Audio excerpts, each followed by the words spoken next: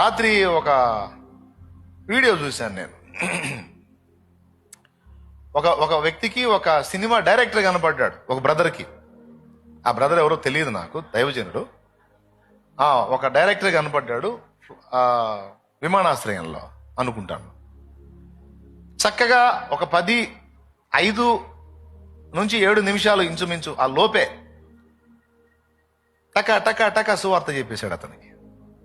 President of a global company, earning dollars in dollars, but still our life in eternity. I pray for your soul. అతను coffee తాగేంతలో సువార్త చెప్పేసి తన సాక్ష్యం చెప్పేసి ముగించాడు.